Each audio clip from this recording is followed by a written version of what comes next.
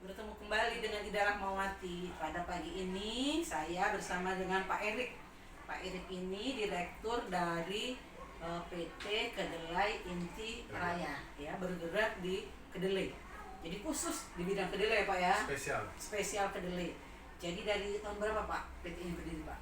Kalau perusahaannya baru saja, cuman saya secara pribadi berkiprah sudah hampir 5 tahunan lah di kedelai ini, ya. Udah lama ya, Pak, ya? Ya, sudah cukup lama lah.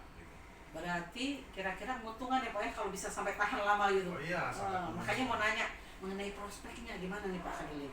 Jadi kan selama ini kita di Indonesia ini 3 juta ton impor kedelai karena masyarakat Indonesia ini tidak terlepas dari konsumsi tempe dan tahu. Kalau nggak ada tempe dan tahu, serasa nggak makan, Pak. Betul. Ya, jadi oleh karena itu pemerintah sampai impor 3 juta ton. Nah, makanya sekarang gimana sih, Pak, sebenarnya prospek kedelai itu di Indonesia, apa memang menguntungkan atau enggak? Oh, perasaan saya masyarakat ini pada nggak mau gitu loh nanam kedelai. Ya. Ya, gimana Pak Erik? Baik. Menurut Pak Erik? Terima kasih, Bu Ida.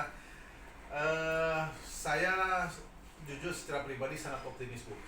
Sampai beberapa tahun ke depan, geliat masyarakat petani untuk menanam kedelai akan semakin meningkat seiring dengan terkereknya harga kedelai lokal oleh tingginya kedelai impor. Harga kedelai impor saat ini di pasaran itu sekitar 11.000 lah kurang lebih.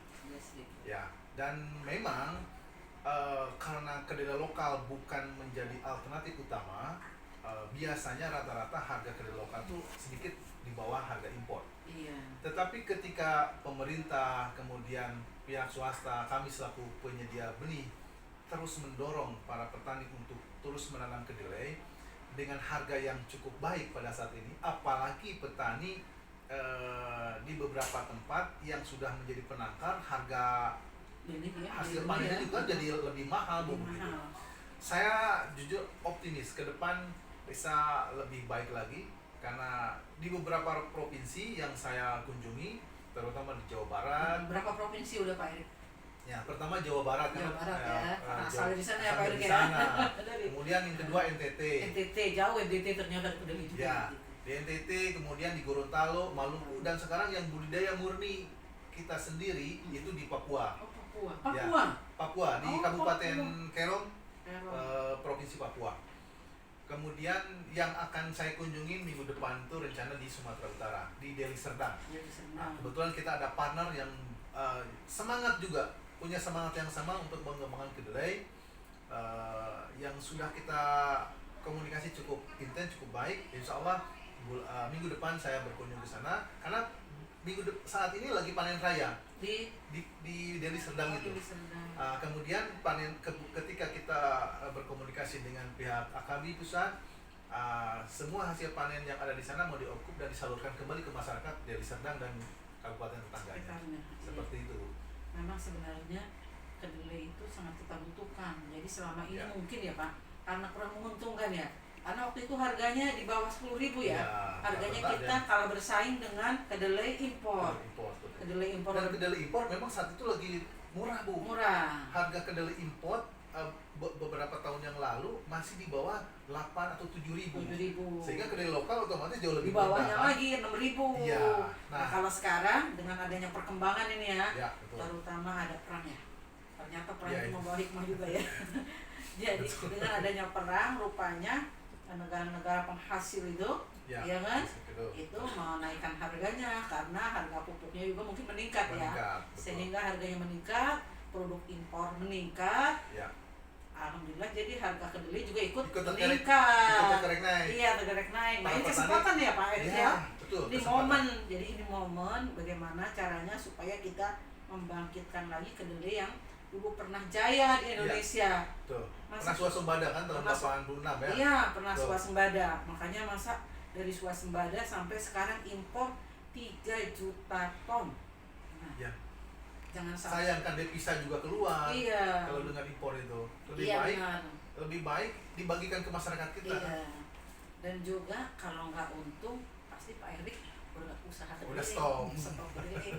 Nah, cuman yang mau tanya lagi nih Pak Erik, kira-kira kalau misalkan dengan kita usaha tani jagung itu gimana gimana perbandingannya Pak Eri? Pas sekarang ini lagi marak nih, ya jagung ini ya, orang-orang sedang nanam jagung katanya relatif lebih menguntungkan, bagaimana? Saya rasa gini, jagung itu kan harganya sangat fluktuatif. Iya. Kalau para pengumpul besar atau pabrikan pakan segala macam punya stok banyak, dia pasti harga jatuh. Iya benar. Di awal tahun kalau tidak salah harga sampai di bawah 4.000 ya. Iya 28 bisa. 28 kan? 3. Nah, 3,5.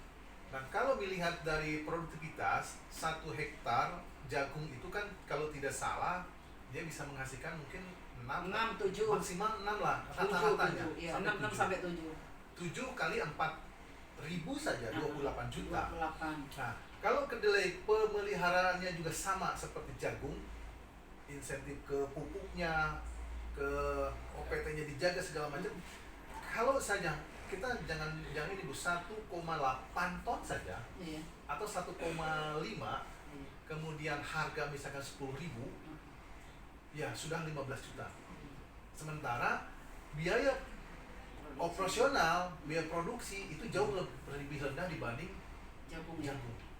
Ya, dan kita juga kan budidaya juga jagung. Cuman saya rasa kalau untuk saat ini sangat seimbang lah. Hasil jagung dengan hasil kedelai itu sangat seimbang. Yang penting kedelainya kita juga produktivitasnya harus agak ya, tinggi ya, jangan sampai hanya satu ya. Kalau satu masih ya. Masih ya. Kalau 1,5 agak sedang ya. Ya. Apalagi kalau bisa 2. Tapi kalau di Jawa banyak yang 2. Banyak yang 2. Betul. Makanya orang Jawa pada senang nanam kedelai. Nah makanya teman-teman, para pisauan semuanya, dan lovers, nanam kedelai juga. Ya. Karena nanam kedelai ternyata juga menguntungkan. Bukannya tidak. Betul. Ya, mari kita tanam kedelai. Bangkit kedelai, bangkit Indonesia. Bangkit bangsaku. Bangkit bangsaku. Terima kasih.